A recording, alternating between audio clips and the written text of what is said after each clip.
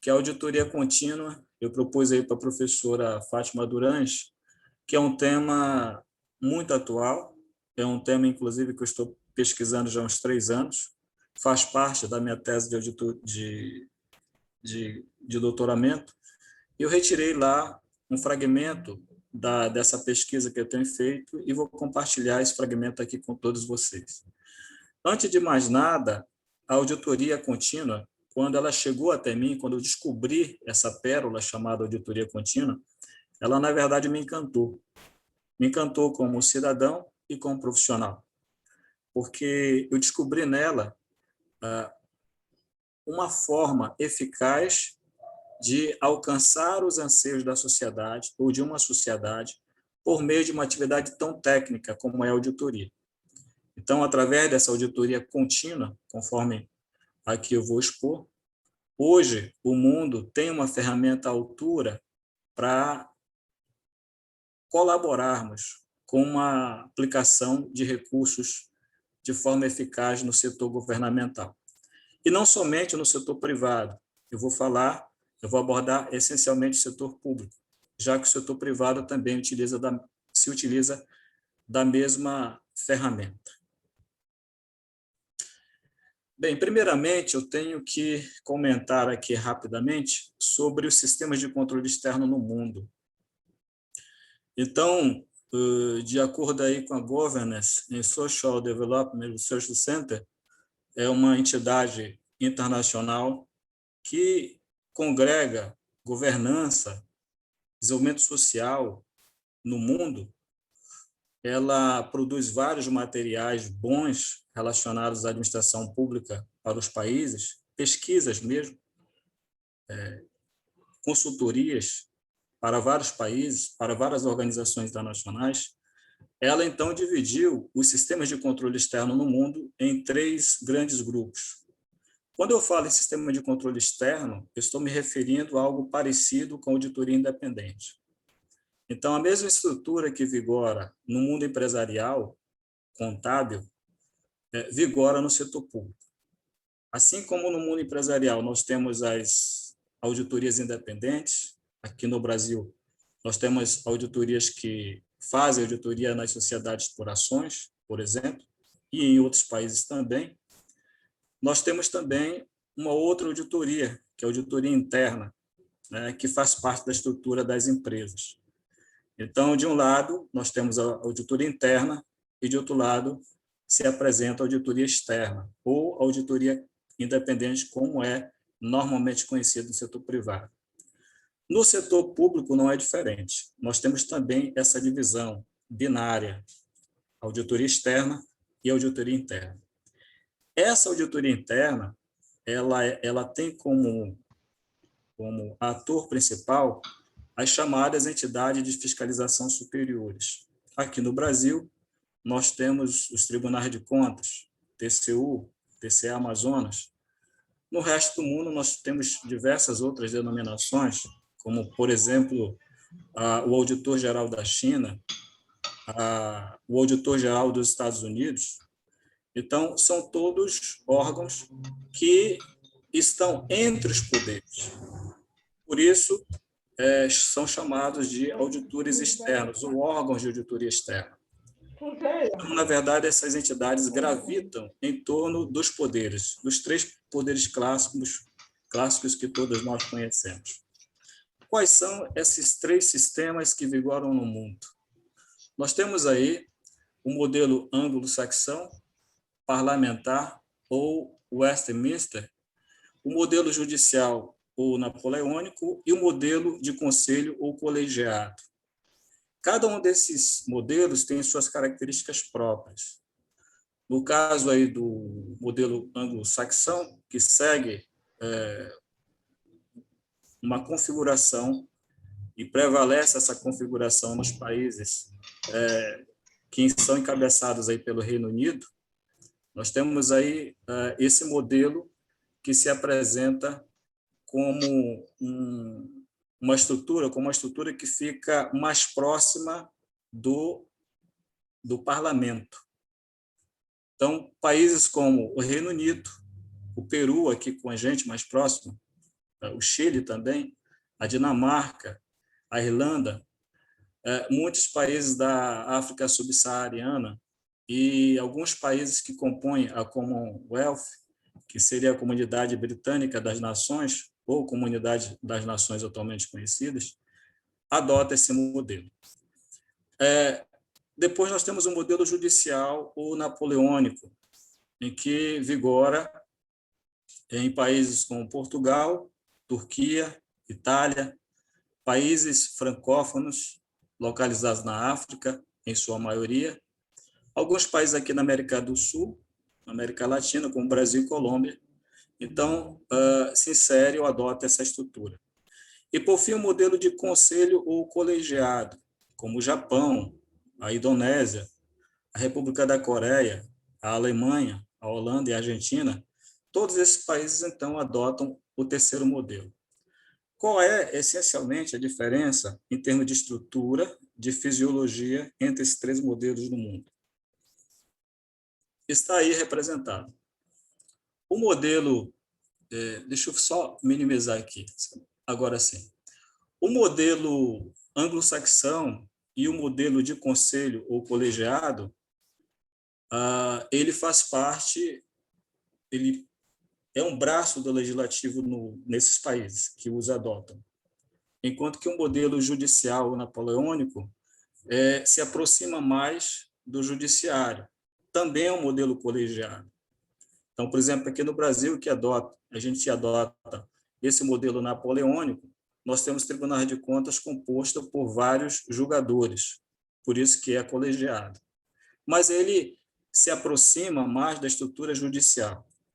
Enquanto que os outros dois modelos, eles se apresentam, ora de forma colegiada, como, por exemplo, no Japão, que adota esse modelo, ora de forma singular, como, por exemplo, nos Estados Unidos ou no Reino Unido, que adota a figura do auditor-geral. É o modelo anglo-saxão. Então, nós temos essas diferenças. Dois modelos se aproximando aí do legislativo e um modelo próximo ao judiciário. Qual é a crítica que se faz em relação a esses modelos? Em relação aos modelos que se aproximam do legislativo, eles têm pontos positivos e pontos negativos. E isso irá depender da forma como o legislativo é composto. Então, se você tem um legislativo comprometido com a coletividade, você vai ter um órgão de controle à altura, que vai refletir esse compromisso. Mas se você tem um legislativo que se desgarra de princípios coletivos e se apega a valores individuais, isso também vai acabar interferindo no funcionamento do modelo de fiscalização dos recursos públicos. Dentre esses dois modelos, o modelo que se estrutura por meio de um auditor geral é um modelo que tem mais possibilidade de ser conduzido de uma maneira não muito aceitável, dentro das normas que se espera que seja conduzido. Ou seja, eu tenho apenas uma pessoa que conduz todo o processo, enquanto que no modelo colegiado eu tenho um grupo de pessoas. Então, é uma outra crítica que se faz, mas dentro desses dois modelos. Enquanto no modelo de colegiado eu tenho grupos de pessoas que podem funcionar entre si como freios e contrapesos, no modelo do auditor geral existe apenas uma figura que compõe toda a equipe, à semelhança de uma unidade governamental. Evidentemente que esse auditor-geral está a serviço do parlamento e vai ser fiscalizado e pode ser fiscalizado pelo parlamento, como se fosse um primeiro-ministro. Ele pode cair ou não, mas esse é uma vulnerabilidade que a pesquisa no mundo, a literatura aponta para esse modelo anglo-saxão. No modelo judiciário, a crítica que se faz é que a estrutura, conforme o próprio nome diz, é mais de legalidade. Ou seja, busca-se nesse modelo unicamente o cumprimento da lei, a lei pela lei. Então, é muito frio, né? Muitas vezes você não tem um compromisso, ou não se apresenta muito esse compromisso com o social. Então, basta cumprir um dispositivo legal para que uma conta, muitas vezes, seja julgada regular. E nós sabemos que nem tudo que é legal é socialmente justo. Então, a crítica que se faz nesse modelo, muito mais, embora mais severo que os outros, ele se distancia mais dos anseios sociais, de uma maneira geral. Evidentemente que essas características não se apresentam de forma determinante. Isso varia de instituição para instituição, de país para país. Isso vai depender dos valores e da história de cada país, do grau do seu desenvolvimento. Então, isso, na verdade, funciona como um tempero em cada nação. Então, ora vai se orientar numa direção, ora noutra direção. Então, nós temos esses 3 modelos que estou apresentando a vocês. Muito bem. Segundo a Declaração de Lima, que nasceu lá em 1977, proclamada aí pela Intosai, a Intosai é uma instituição multigovernamental que congrega as entidades de fiscalizações superiores do mundo, os órgãos de controle externo. Existem alguns objetivos dessas entidades. Eu destaco aqui o 4º objetivo que está aqui na tela: a comunicação de informações às autoridades públicas e ao público em geral, através da publicação de relatórios objetivos. Ou seja, o órgão de auditoria governamental ele funciona como uma caixa de ressonância. Então, ele comunica, ele dá ciência a tudo aquilo que ele recolhe de informação no setor público para a sociedade. Então, ele acaba refletindo essas informações, sendo o intermediário dessas informações. E aí promove um controle social.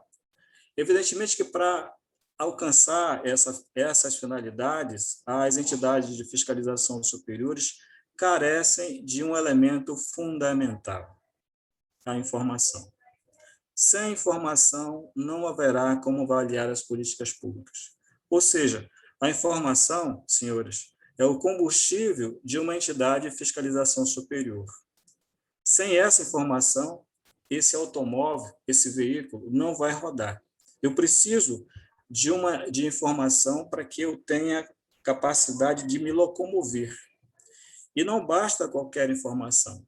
É preciso que essa informação tenha qualidade, seja uma informação pura, seja uma informação que realmente e, de fato, reflita a realidade.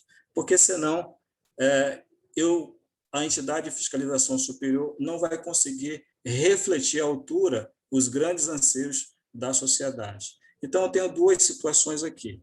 Há necessidade de informação e essa informação tem que ser potável, né? Semelhante a uma água potável, limpa, cristalina, sem impurezas. Tem essas 2 considerações a fazer. Então, as entidades de fiscalização superior, elas funcionam como se fosse um grande centro de processamento de informação, né? Elas processam informação. Então, daqui, do lado da esquerda, eu tenho os inputs, que são as informações que ingressam nessas entidades. De outro lado, eu tenho os outputs, que são as informações que se apresentam, que são resultado desse processamento e se manifestam por meio de relatórios. Esses relatórios, por sua vez, irão fomentar, ou têm o objetivo de fomentar, o controle social e a transparência. Então, eu tenho aqui um dado importante. O relatório produzido por uma entidade governamental, ele tem um condão de abrir a transparência pública, de estimular o controle social no mundo, em qualquer país. Então, como é que elas, então, trabalham para obter essas informações? Então, a fim de obterem a informação necessária para a realização de suas atividades, as entidades de fiscalização superiores recorrem, em regra, às auditorias. Então, aqui nasce a importância das auditorias. As auditorias, então, estão a serviço da coleta de informação. É por meio dela, então, que as entidades de fiscalização superiores incorporam informações ao seu dia a dia, à sua rotina, conquanto não sejam as únicas ferramentas de que elas dispõem para coletar essas informações, elas são, dentre todas elas, a mais importante. Daí, então, elas terem preferência nas atividades das entidades de fiscalização superiores. Muito bem, então eu chego a essa estrutura. O administrador público envia a prestação de contas para o Tribunal de Contas ou para a entidade de fiscalização superior, e esse Tribunal de Contas, essa entidade, precisa verificar se essa prestação de contas corresponde à realidade, ou seja, que os dados nela disponibilizados reflitam a realidade. Então, é a dúvida que ela tem nas mãos. Para tanto, como é que ela vai cruzar e conferir essa informação? Por meio das auditorias. Então, na verdade, as auditorias funcionam como uma via de contramão, né, em direção ao administrador público, justamente para fazer esse cruzamento entre a informação prestada pelo administrador público e aquela que realmente se apresenta lá no domínio desse administrador público. Esse é o fundamento das auditorias.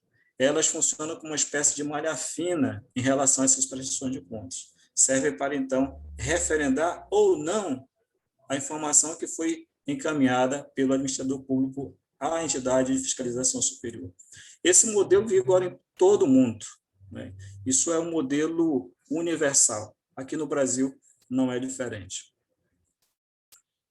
Bem, até 1990, apenas 13 países do mundo haviam adotado leis que reconheciam a seus cidadãos o direito à informação.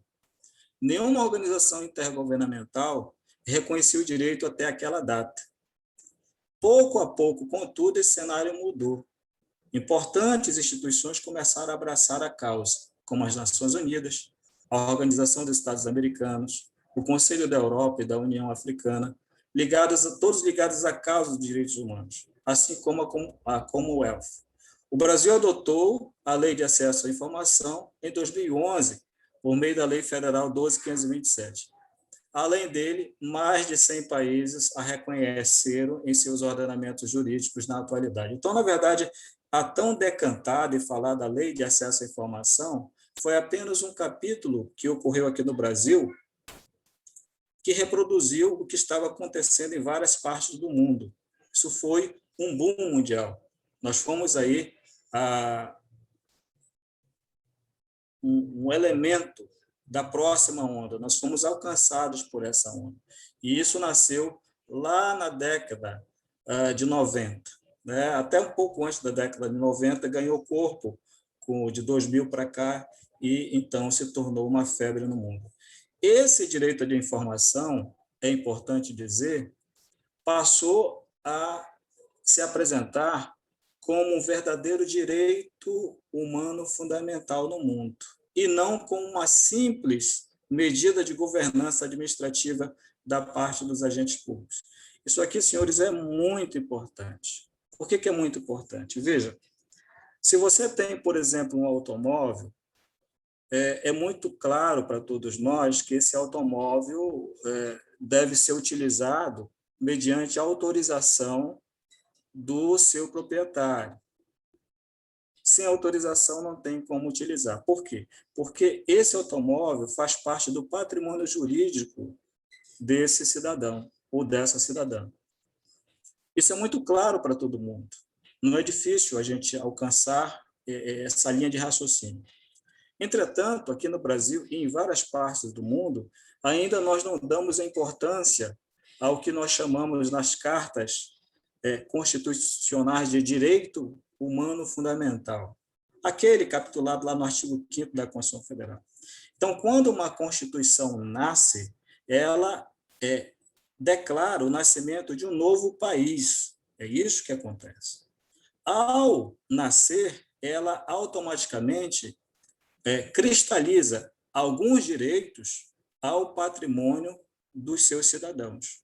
É como, então, se ela criasse esses direitos, né? Então, e esses direitos fossem incorporados ao patrimônio jurídico desses cidadãos. É por isso que o capítulo dos direitos fundamentais em qualquer Constituição do mundo é tão caro, é tão importante, né, e que tem todo um zelo por trás dele.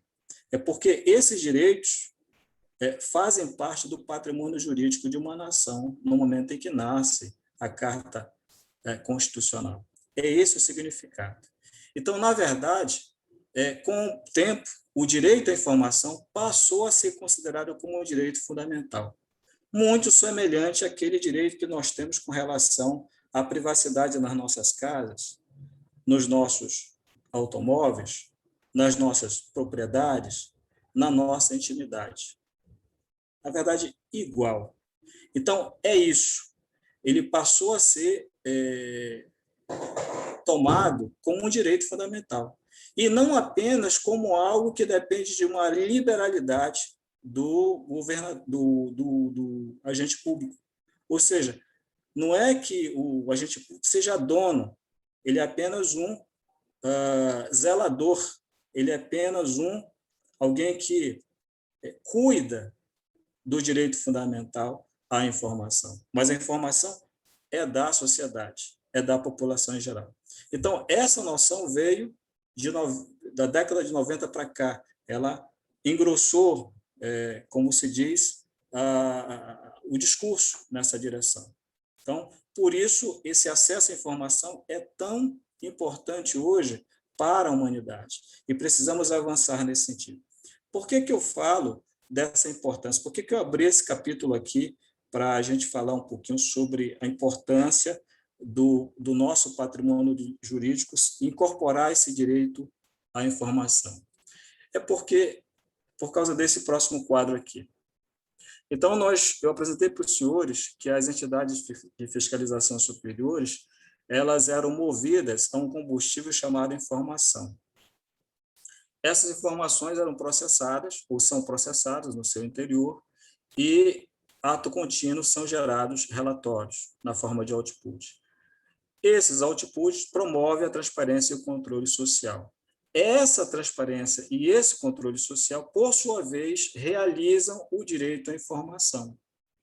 Então, está aí o elo de ligação entre esse direito fundamental, que cada vez mais ganhou espaço desde a década de 90 para cá, no mundo, e o controle social e transparente promovido aí pelos relatórios das entidades de fiscalização superior.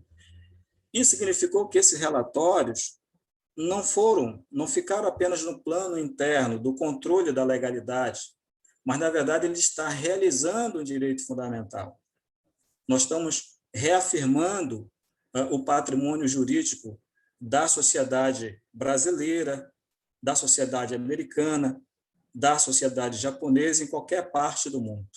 E o que a auditoria contínua tem a ver com esse processo, com esse processamento de informação? Tem tudo a ver.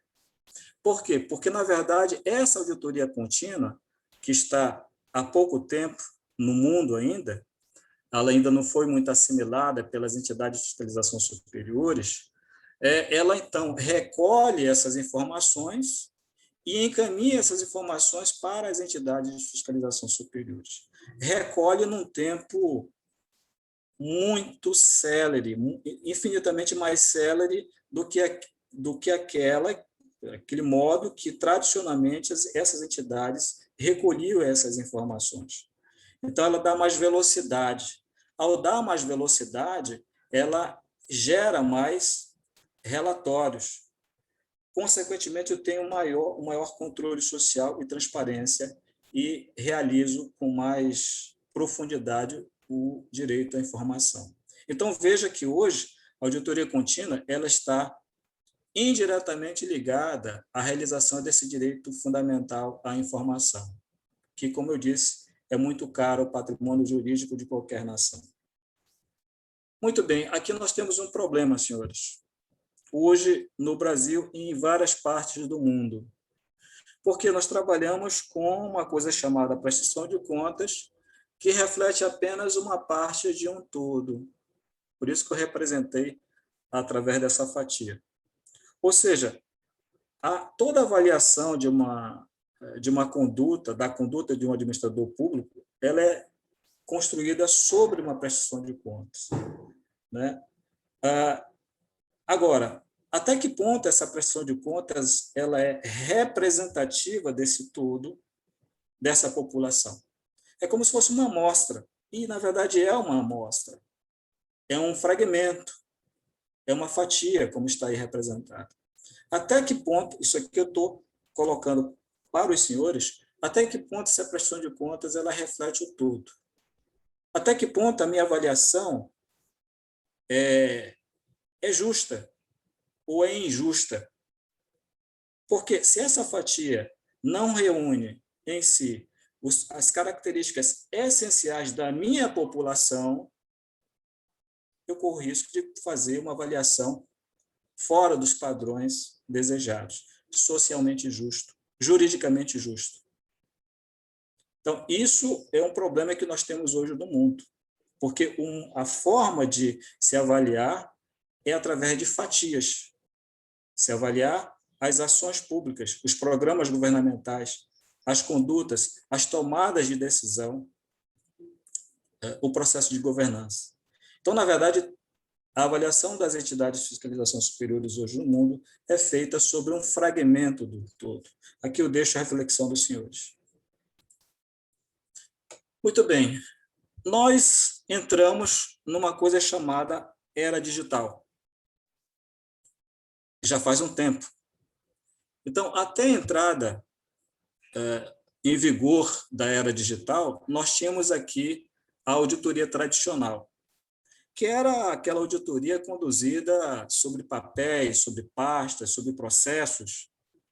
É uma auditoria, até certo ponto, limitada, evidentemente que cumprindo o seu papel à época, porque não tinha outra forma de realizá-lo. Era dessa forma. Então, é muito comum nós vermos o auditor, a figura do auditor, como cercado por diversos papéis, pastas, documentos, anotações, perdido, né, muitas vezes em meio a tantas informações físicas. Só que essa realidade mudou. Nós temos uma informação digital. As pastas físicas deram lugar às pastas digitais. Os documentos físicos deram lugar a documentos digitais. Hoje, já esse conceito de CEP, Código de Endereçamento Postal, está cada vez perdendo o seu significado, a sua essência. Porque já não existe mais um endereço como nós estávamos acostumados a ter ao longo de toda a nossa vida, né? Hoje, através de um clique lá numa tecla, a gente se conecta em tempo real com qualquer parte do mundo. Então, veja que esse insumo, chamado informação, se apresentou ou começou a se apresentar de forma completamente diferente do passado. Antes, a informação era representada, grosso modo, por papéis físicos, agora por documentos digitais. Então, essa foi a grande mudança na informação no mundo. E aqui, era digital, tecnologia da informação e auditoria. O que tem a ver a auditoria com isso? Tem tudo a ver, porque eu já falei para os senhores que a informação é o motor das entidades de fiscalização superiores.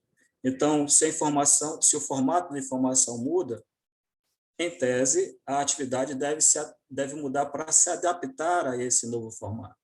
Então, dados digitais são representações das informações do mundo real mediante o uso de sistemas de linguagem específicos de máquina.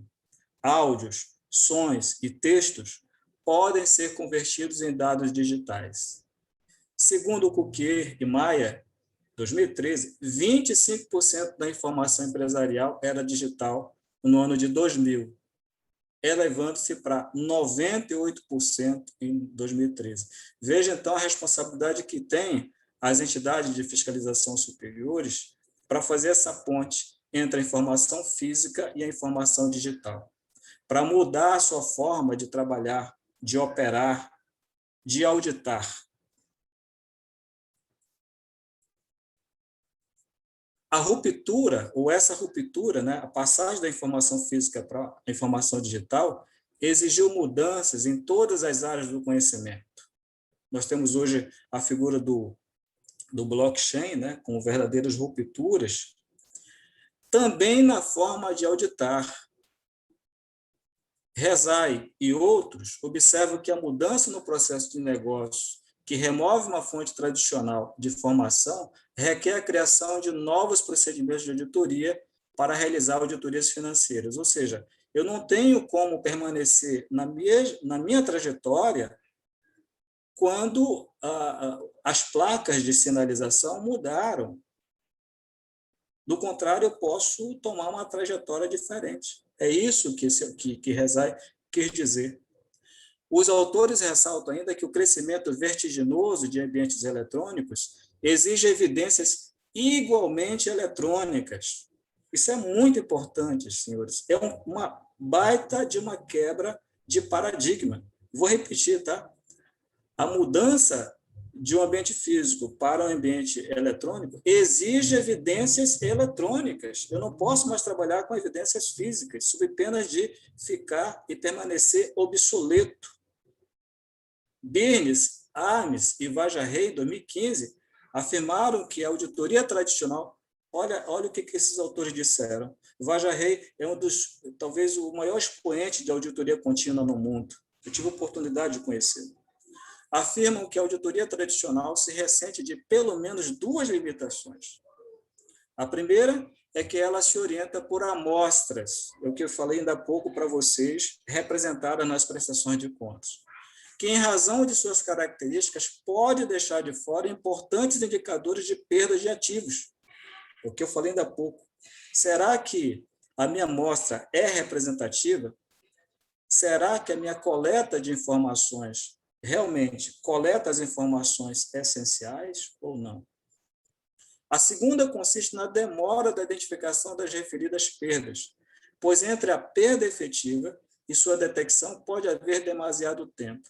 Os autores se referem ao seguinte: pela auditoria tradicional, orientada por amostras e por papéis e por documentos, a regra é que o órgão de auditoria governamental, a entidade de fiscalização superior, visite a entidade apenas de tempos em tempos, respeitando o seu plano de auditoria. Segundo esses autores, isso é coisa do passado. Por quê? Porque essa visita intempestiva promove danos ao patrimônio público, na medida em que, quando eu procedo à minha visita, o dano já ocorreu. E, na maioria das vezes, é de difícil reparação. Dados no Brasil indicam que 95% de todo o dano identificado pelos órgãos governamentais de auditoria, 95% não retornam para os cofres públicos.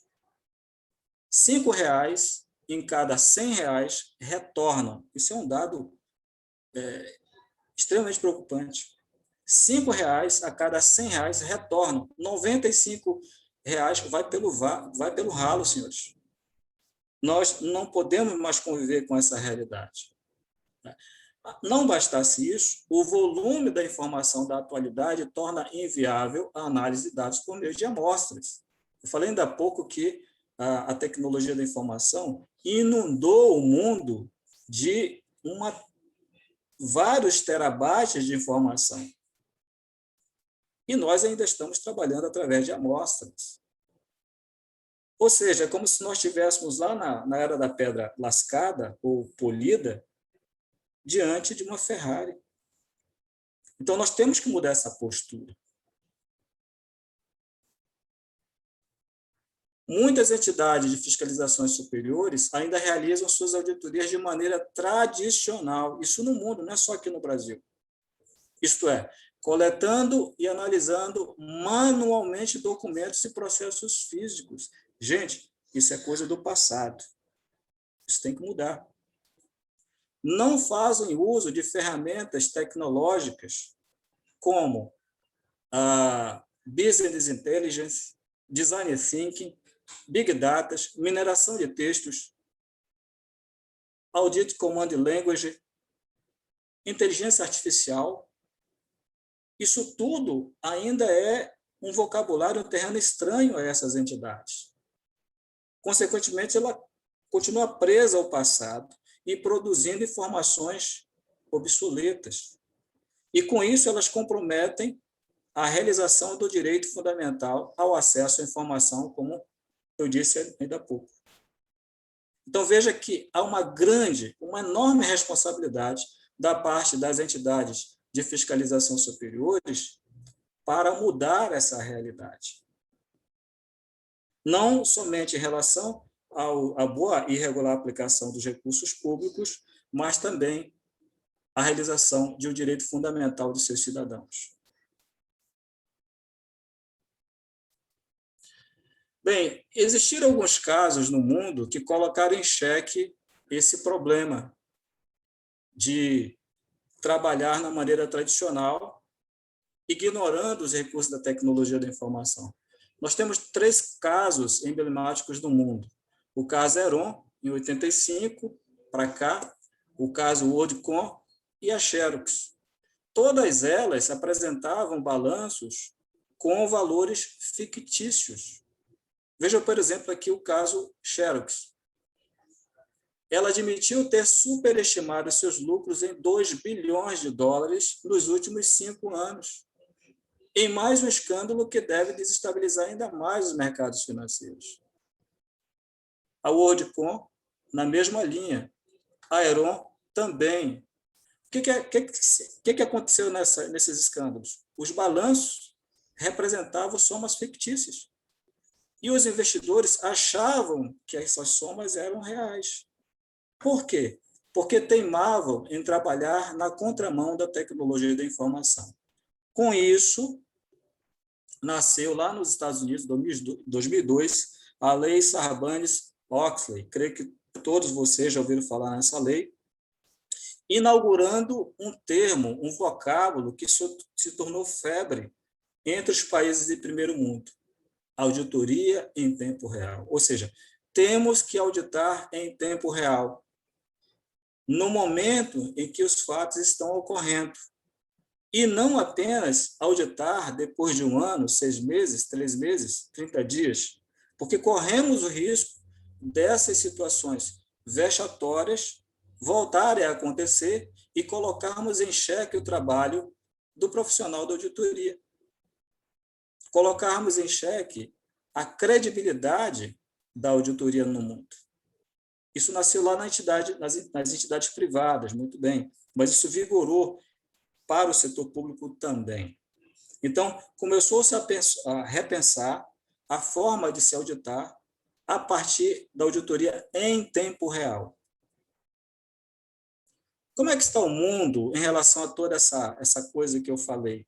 Bem, tem vários países aí que estão adotando procedimentos. Eu trouxe apenas 3 deles para vocês terem uma ideia como é que eles estão tratando suas auditorias em relação a essa nova era, que já se tornou até antiga, né?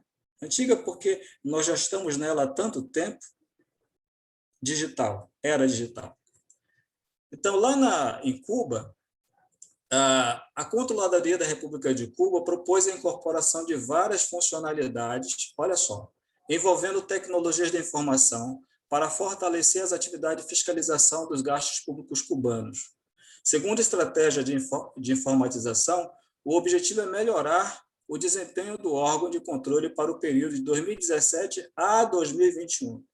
Então, veja que há uma preocupação lá em Cuba, que é dado lá da Controladoria Geral de Cuba, com relação a esses dados digitais, sinalizando por um período muito próximo a nós, 2017 2021, portanto, muito atual.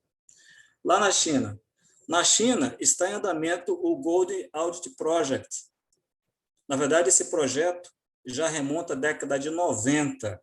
Veja que os chineses eles são pacientes e começam cedo. A China não é o que é hoje, de uma hora para outra, senhores. Na auditoria não vai ser diferente. Não está sendo diferente. Para quem não sabe, é um dos países do mundo que está mais avançado no uso da tecnologia da informação. É a China. O que é esse projeto? Tem sido implementado desde a década de 90. Das 3 fases previstas, ele foi elaborado, foi estruturado em 3 fases, já foram realizadas 2 fases na atualidade, faltando a terceira.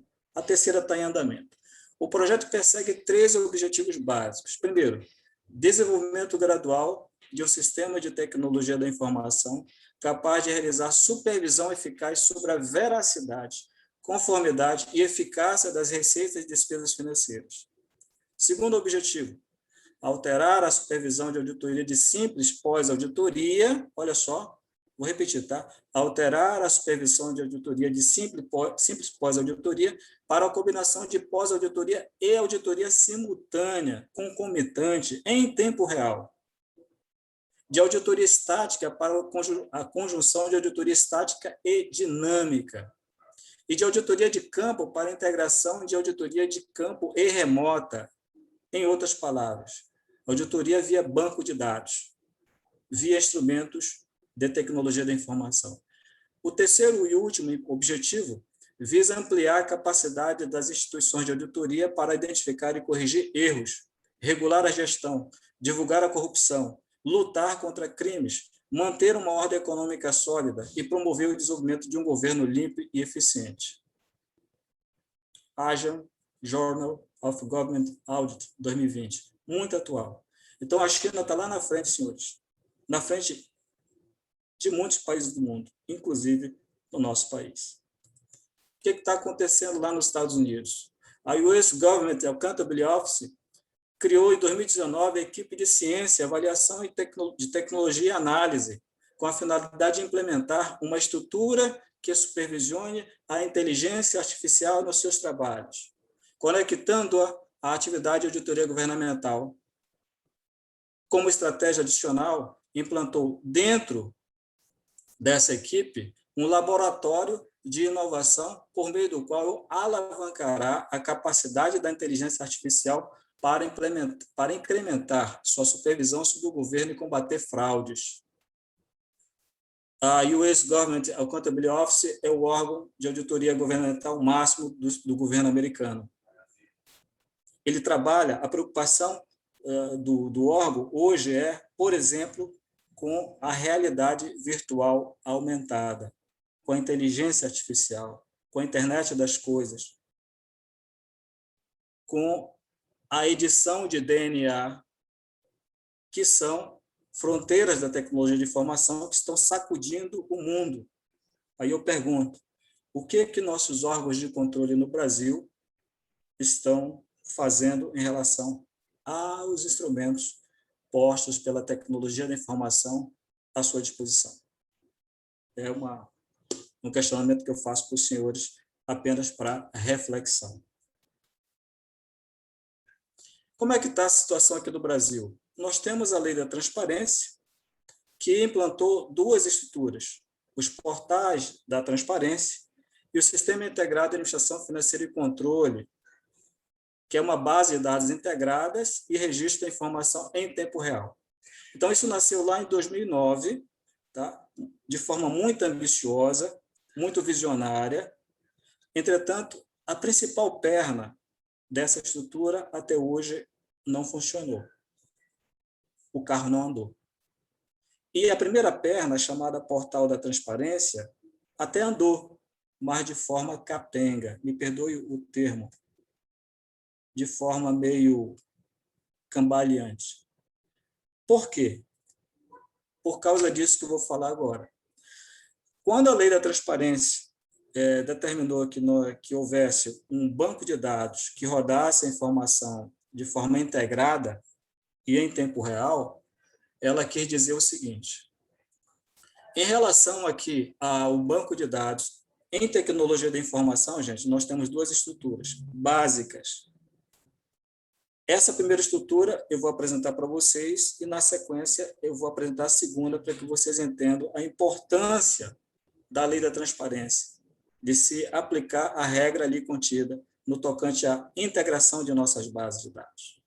Qual é essa primeira estrutura? Eu estou recorrendo, inclusive, a uma estrutura empresarial.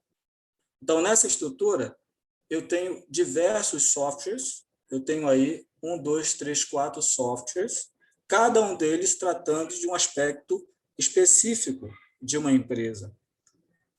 Compras, almoxarifado, consumo, custo da produção e tantos outros. Cada software é operacionalizado por um usuário. Eu tenho também 4 usuários.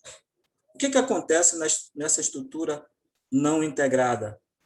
O fluxo de informação corre por fora dessa base de dados.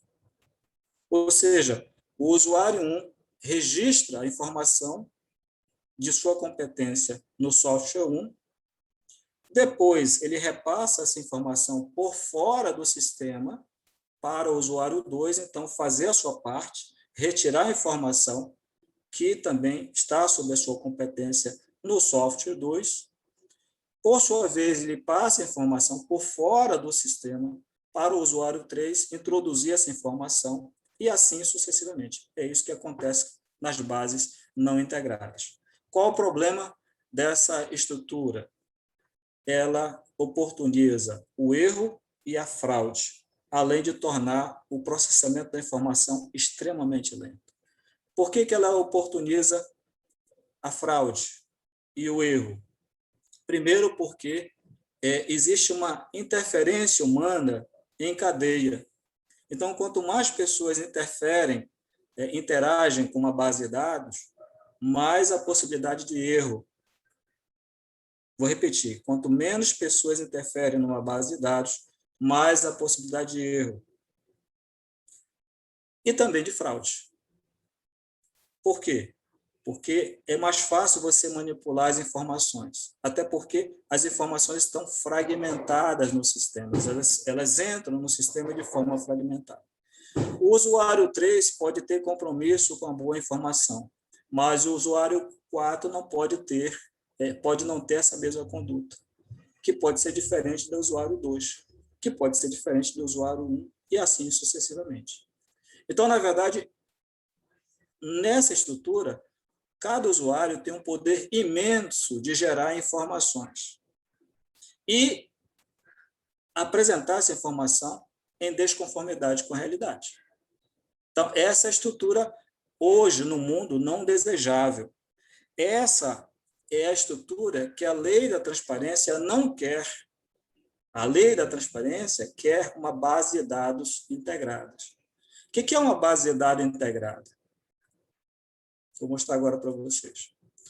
Uma base de dados integrada é aquela em que poucos usuários interferem ou interagem com o sistema. É aquela em que a informação circula dentro do próprio sistema.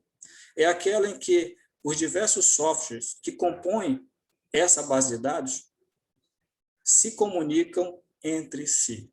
Ou seja, eles estão integrados. Existe uma ponte entre esses diversos softwares. Então, o usuário 1 registra uma informação aqui no software 1. Essa informação, se for de interesse para o software 2, o próprio sistema reproduz essa informação para o software 2. Se essa informação do software 2 for de interesse do software 3, ele repassa essa informação ou parte dela para o software 3, e assim sucessivamente. Ou seja, a partir de uma primeira inserção feita pelo usuário 1, essa informação vai circulando dentro do sistema. O sistema vai replicando essa informação. Por que essa estrutura reduz a possibilidade de erro e de fraude? Primeiro, porque o número de usuários que interagem com o sistema é menor do que no sistema da estrutura anterior. Segundo, porque é o próprio sistema que reproduzirá essas informações. Né? Evidentemente que se o usuário 1 fraudar ou errar nessa informação inserida no sistema, isso vai se replicar em todo o sistema. Evidentemente que pode acontecer isso.